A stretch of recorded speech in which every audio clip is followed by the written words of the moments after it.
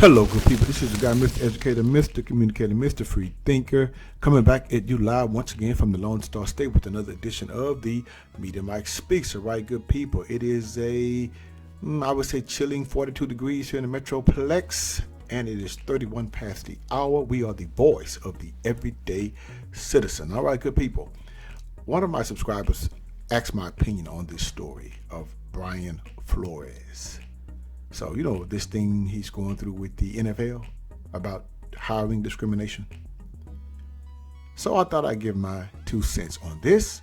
And let me know what you think about this. Does he have a case? From what I hear, it's going through, from my understanding, it's not mediation.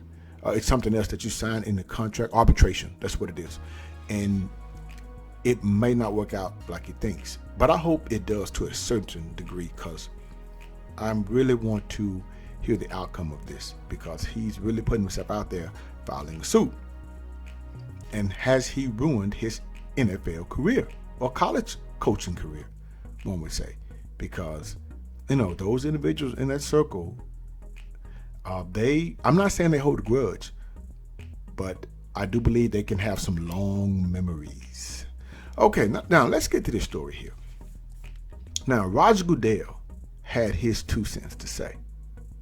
He addressed issues brought up by the Flores lawsuit, saying the league has done an unacceptable job in its diversity of head coaches. He stated there's much work to do in the NFL. Well, sir, when you only have one African American coach, well, you minus one, you had two. Yeah, because the ones that come in, they go out real quick. From the Bengals to the Chargers last year too.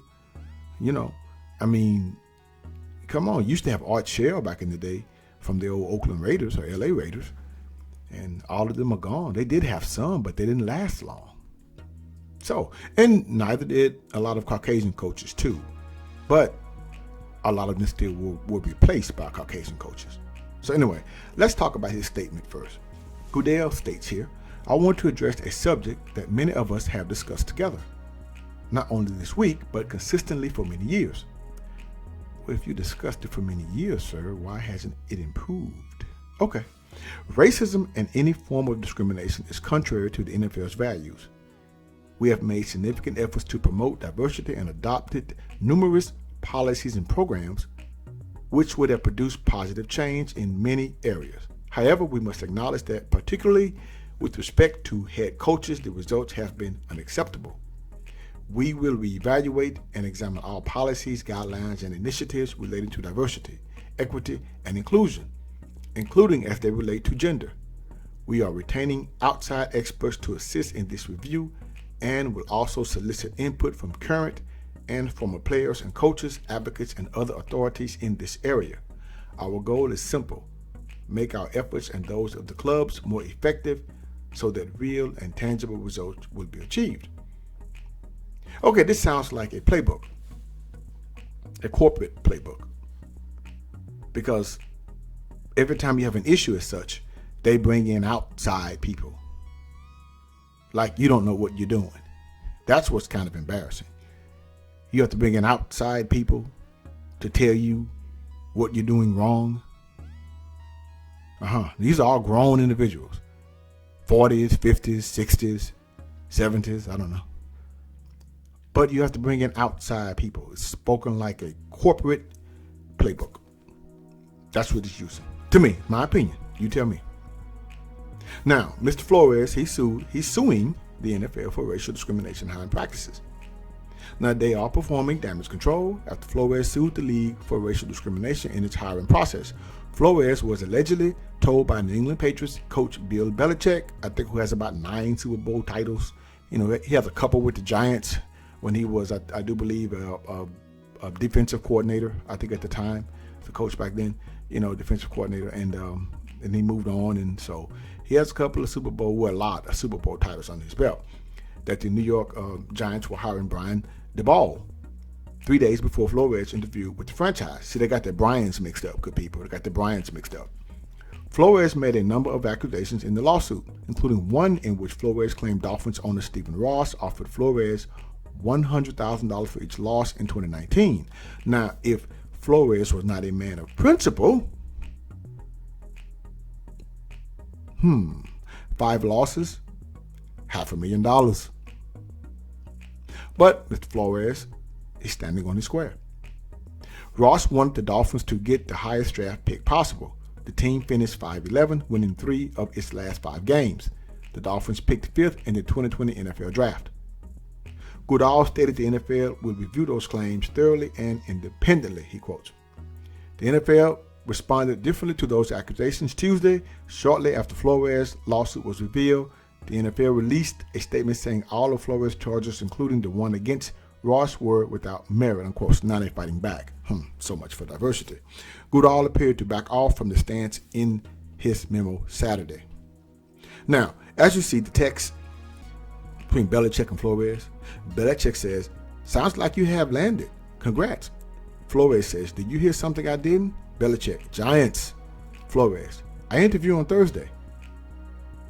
Flores, "I think I have a shot at it." Belichick, "Got it. I hear from Buffalo and New York G, NYG, that you are their guy. Hope it works out if you want it to." Flores, "That's definitely what I want. I hope you are right, Coach. Thank you." Flores again, "Coach, are you talking to Brian Flores or Brian DeBall?" So he kind of realized 2 Brians applying for the same job. Just making sure. Belichick, "Sorry, I effed up. I effed this up. I double checked and misread the text. I think they're naming DeBall. Sorry about that, BB." Flores, "Thanks, Bill." See, technology, you see how this is really bringing a lot of people down. It's really catching, I would say catch a lot of people. It's catching them because they're stupid.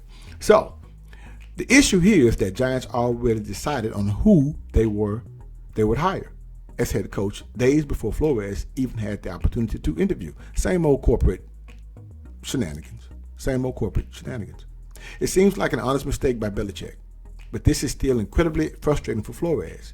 An NFL team with the head coaching opening had an extremely qualified black candidate scheduled for an interview, but had already made up their mind to hire someone else before he got a real chance. Well, the article states to the people, it seems like an honest mistake by Belichick. Oh, it is. But it also shows that, that Belichick has a complexion for the connection because he knew before Brian knew. So you got these things that actually, by right, it's a breach in the hiring process. You're not supposed to be saying stuff like that. But things that make you go,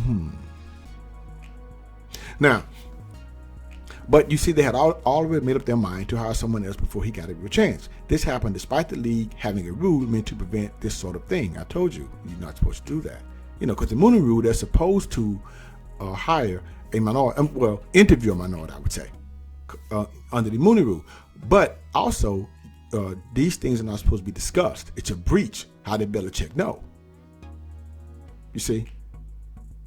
And despite the fact that the league had received criticism for Tomlin being its only black coach, it's incredibly insulting from Flores' perspective.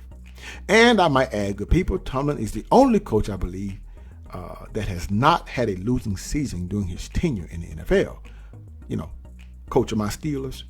I believe he's been coach of the Steelers for about 14, 15 seasons. But does the NFL acknowledge that? Nope.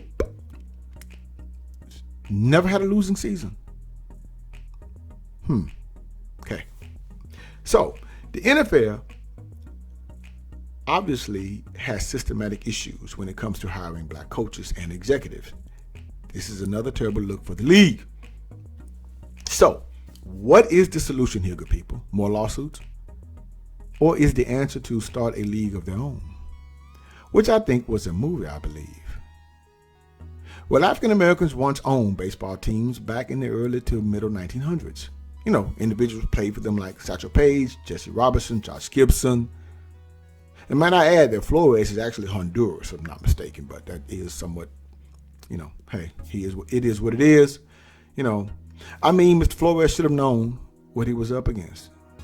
If the owner of the Miami Dolphins offered to pay him $100,000 for every game he lost so that the team could get a better draft pick, then what do you expect? It not only exposes the NFL as possibly being rigged, it also looks like it's just for entertainment purposes only. So I guess the NFL has become like the WWE. Despite all the diversity at the bottom, it seems like not much has changed at the top.